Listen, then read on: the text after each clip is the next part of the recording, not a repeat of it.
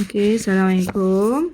Okey, video ni saya buat untuk bincangkan Pra UPS 3 sebab saya tak puas hatilah dengan feedback daripada awak semua berkenaan Pra UPS 3 ni.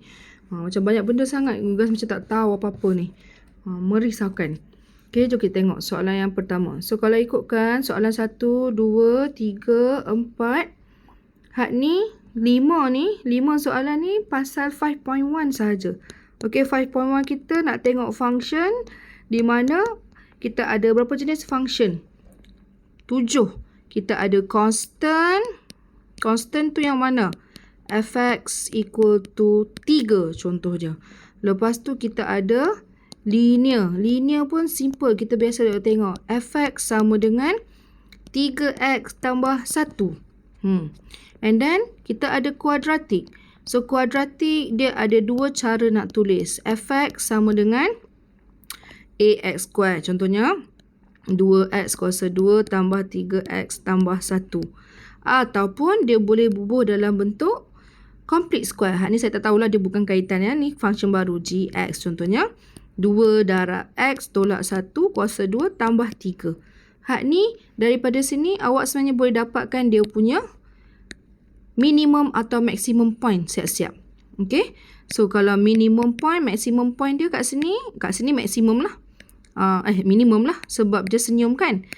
So minimum point dia kat sini terus dapat 1, 3. Ataupun daripada yang asal ni you boleh tekan calculator nak dapatkan minimum point dia dalam calculator. Okay. So yang keempat kita ada graf apa? Kita ada square root. Square root ni. Contohnya fx sama dengan square root x tolak 1 tambah 2. Okay. And then kita ada absolute. Absolute function. Absolute function macam mana? Contohnya absolute x tolak 2 tambah 1. Lepas tu last 2 kita ada exponential. Ni yang kita duk ingat daki-daki tu dengan logarithm. Logarithmic function. So ni contoh dia e kuasa 2x tambah 1. Ni fx adalah log dalam kurungan 2x tambah 1.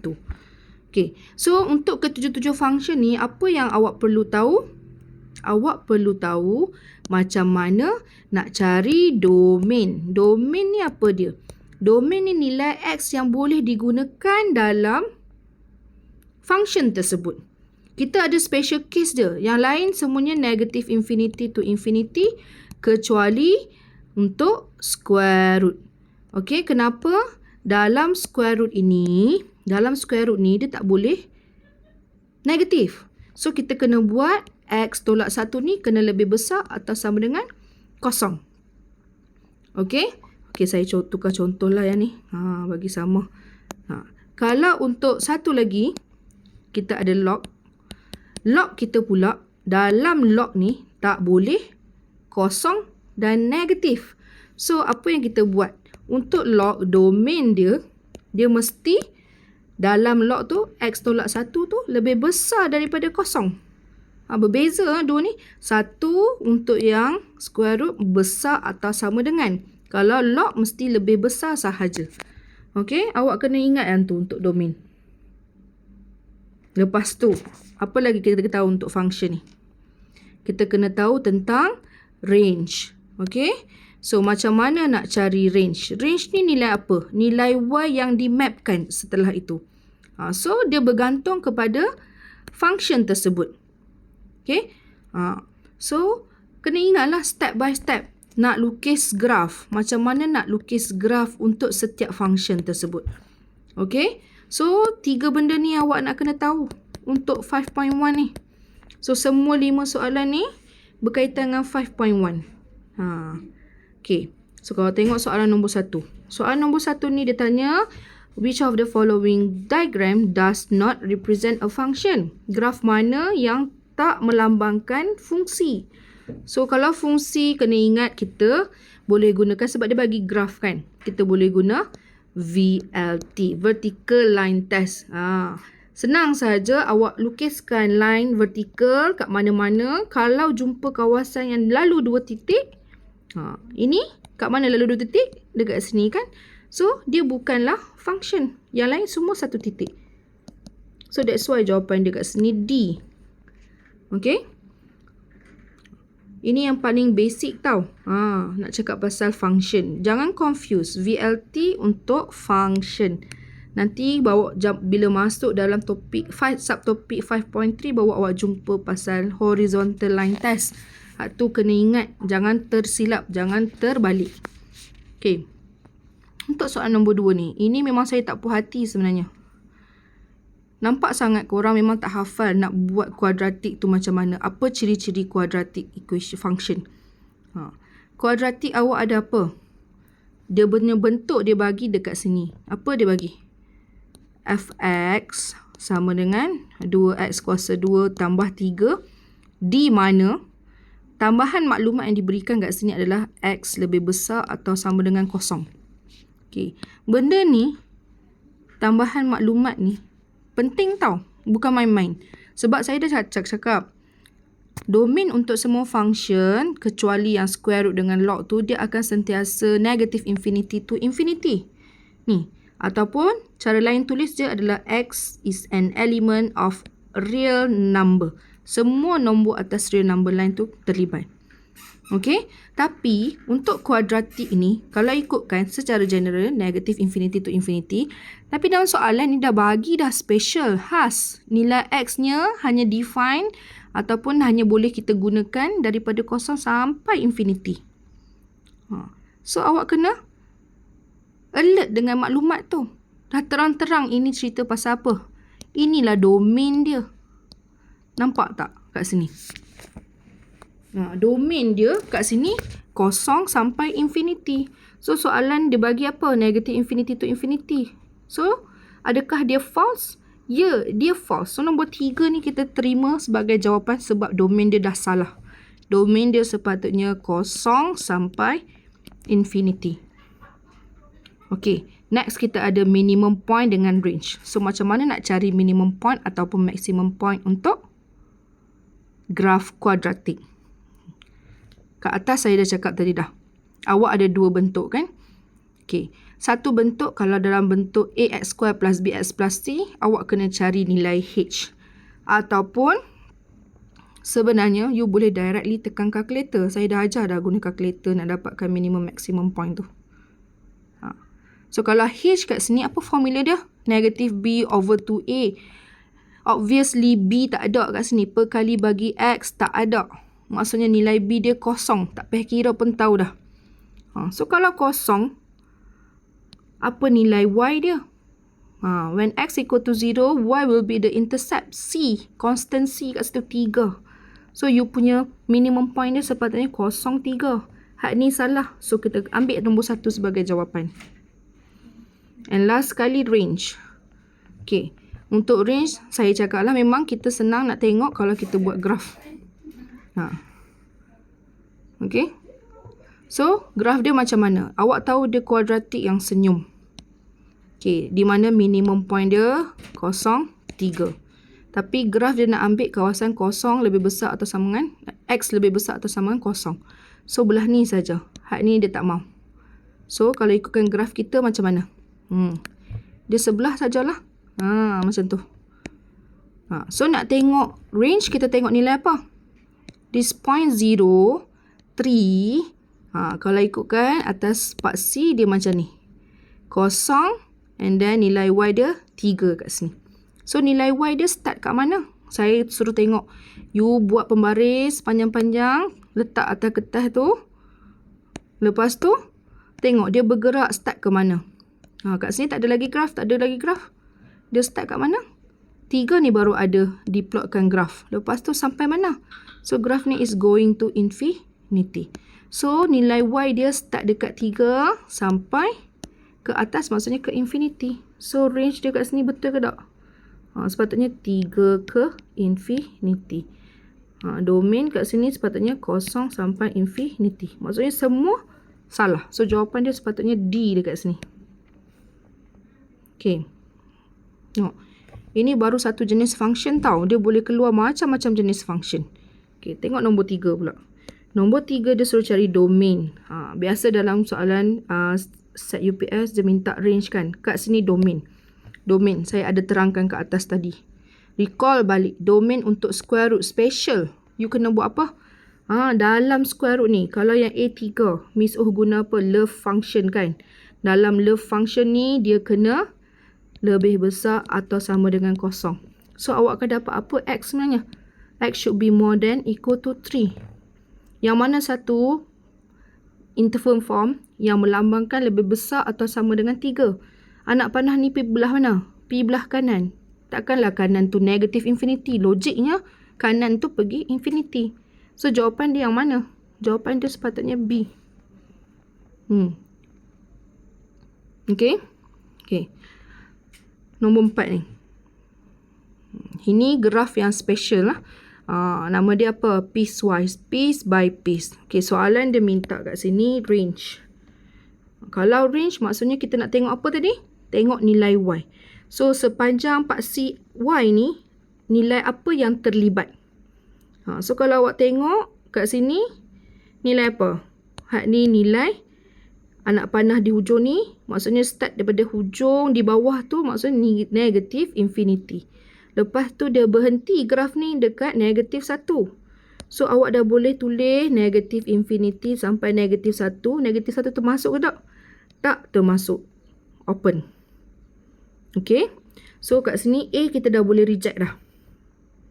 Lepas tu, graf tu start kat mana balik lepas tu? Kena tengok. Graf tu start balik, tengok tak ada. Start ada dekat sini pula. Apa ni? Horizontal line ni maksudnya apa? Dia static dekat satu nilai, di mana nilai ni Y sama dengan 3.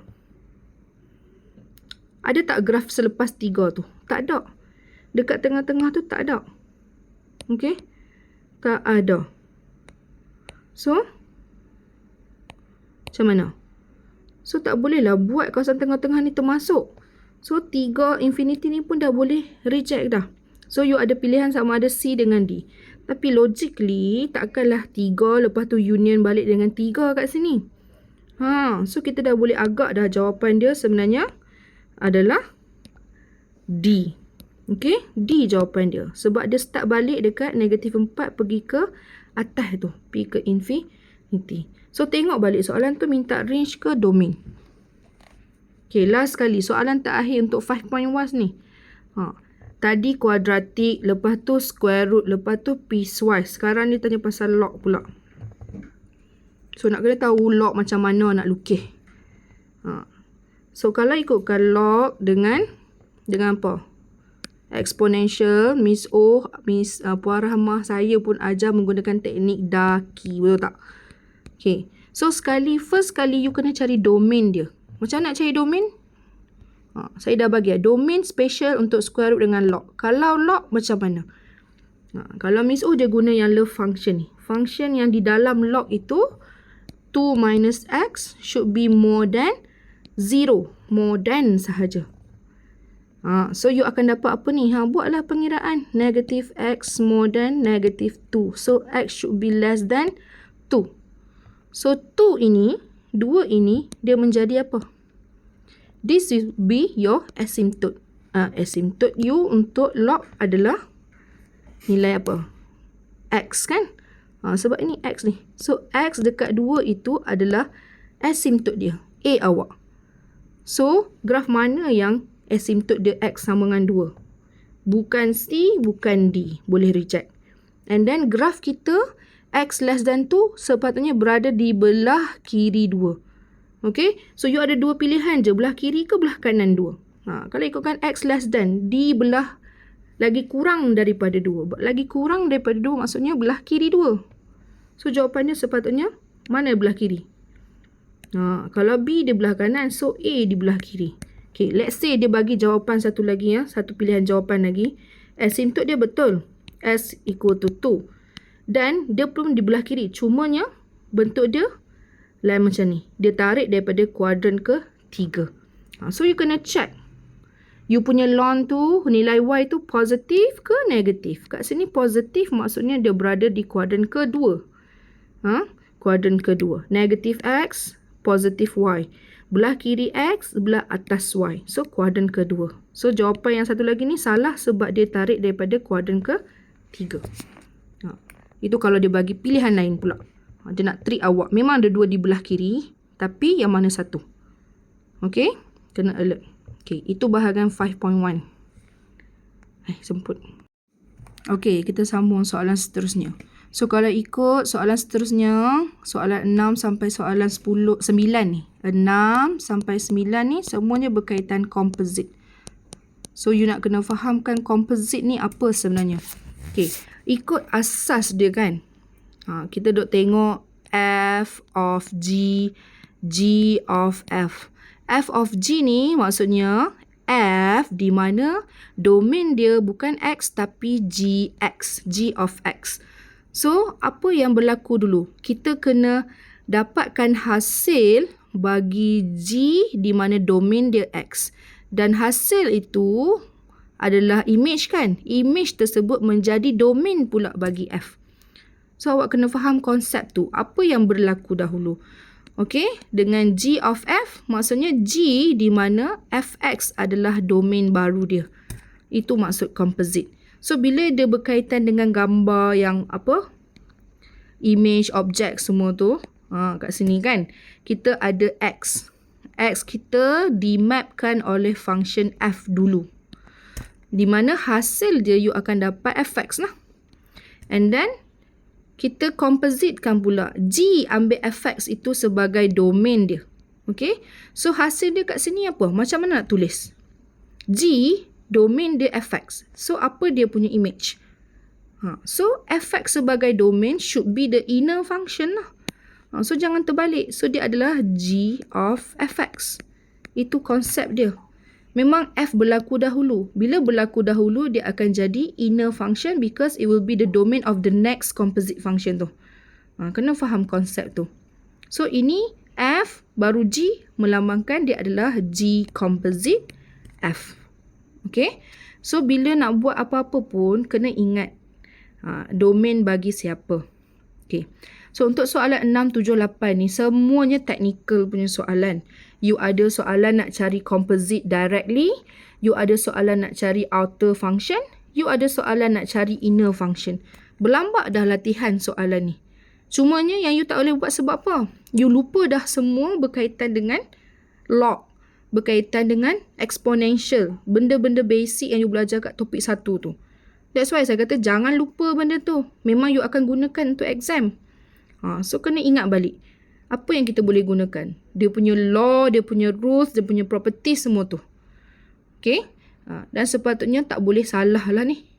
Composite ni adalah free marks untuk awak sepatutnya. Tapi kalau tak boleh buat tu memang bermasalah besar. Okay. So, had ni saya nak tengok sendiri kalau awak memang tak faham, kena tunjuk. Semalam saya dah jumpa dah berapa orang memang tak faham pun nak buat macam mana. Sebab apa? You guys ignorant. You guys biarkan benda tu berlarutan. Tak try tackle daripada awal. So, bila dah hujung-hujung ni, you guys akan stress sendiri. Okay? So, cuma untuk yang nombor 9 ni, bila saya terangkan ni kan. So, awak rasa jawapan dia apa? Hak mana? H of G ke G of H? H menjadi domain bagi G. So, H is the inner function. Yang berlaku dahulu will be the inner function. So, it should be G of H lah. Okay. Kalau hasil dia di hujung ni adalah P, maksud dia map kepada domain yang asal. So, dia macam you buat F dengan F inverse tu. You mapkan X. Bila you mapkan F, X menggunakan F and then you composite dengan F inverse, you akan dapat X balik. So, that's why dia adalah GX equal to H inverse X tu adalah statement yang betul. Kena fahamkan tu lah. Sebab image selepas composite tu dapat balik dia punya domain yang asal. So, jawapan dia kat sini 2 dan 3 C. Nombor 6, 7, 8 ni kalau you guys masih bermasalah, tolonglah. Tolonglah. Tinggal sehari je lagi.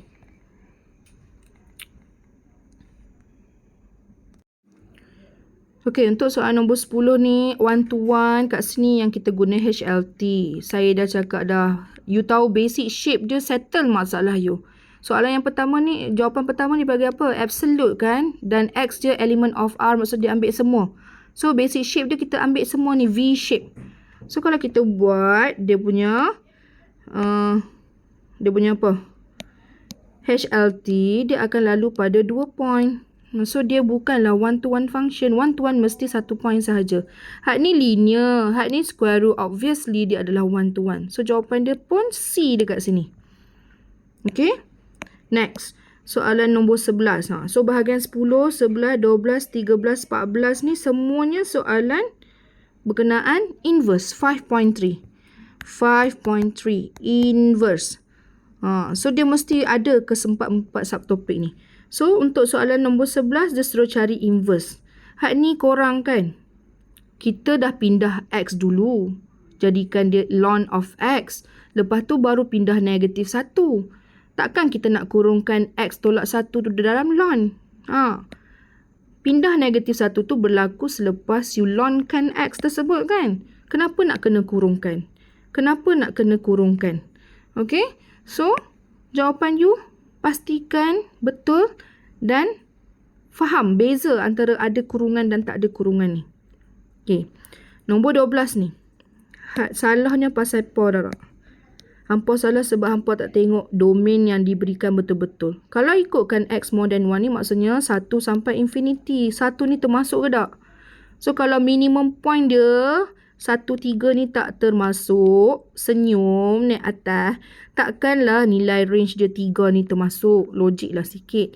Range dia takkan termasuk lah 3 ni sepatutnya. So yang salah ni yang C. Kuadratik ni dia memanglah asal dia bukan one to one, tapi sebab dah limit dah domain, so dia adalah one to one. Range untuk G inverse adalah domain of F. Dah diberikan dalam soalan. Dan G inverse ni you boleh cari. Ada yang pilih soalan jawapan D ni. Nak cari inverse pun masih lagi tergagap-gagap lagi. Okay. Nombor 13 ni. Hampa tak baca betul-betul. Graph are reflection at x-axis. Betul ke F inverse tu at x-axis? Dalam set 5 dah ada dah soalan tu. Reflect dekat mana? It should be y equal to x. Line y equal to x ni bukan x-axis. Tolong baca betul-betul. Ya, ramai bagi jawapan bagi jawapan D. Hak ni saya dah terangkan dah. Dekat setiap tutor saya terangkan bagian ni. Inverse kita guna dalam kuliah, dalam tutor, memang kita ambil F composite F inverse X. Sama dengan X. Kenapa? Sebab kita nak cari F inverse menggunakan teknik composite inner function. Tapi ada juga boleh gunakan yang F inverse composite F. Dia result dia masih lagi X. Okay, dua-dua ni boleh digunakan. Tapi cumanya untuk yang ni you kena cari guna teknik mencari outer function lah.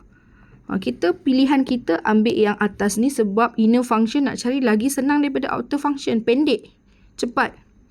Okay, tapi statement ni masih betul.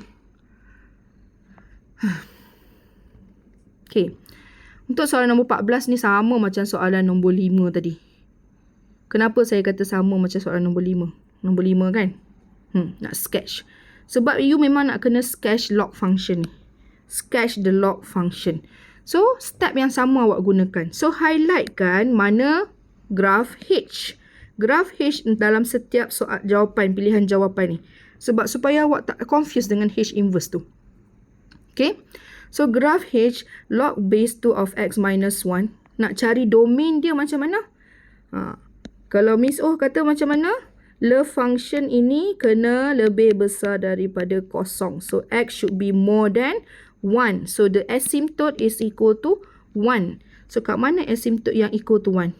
A kita dah reject sebab dia buat asymptote dekat negatif 1. So, yang selain A, kita boleh check. Graf kita pula kat sini, dia kata more than 1. So, graf kita ada asymptote dekat 1 dan graf dia should be on the right side of 1. So, mana graf H yang belah kanan 1? Terang-terangan kat sini nah. Jawapan D sahaja yang graf dia di belah kanan asymptote. Hak lain semua di belah kiri.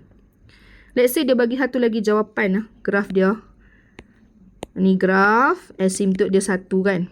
X sama dengan 1. So, dia berada di belah kanan tapi macam ni bentuk dia. Hak ni salah. Sebab apa? Positif X memang belah kanan. Tapi log kita pun positif. So, kalau positif maksudnya kita akan tarik daripada kuadran pertama. Gitu. So, graf yang ni salah. So, jawapan dia mesti tarik daripada kuadran pertama sebab positif X dan positif log. Okey.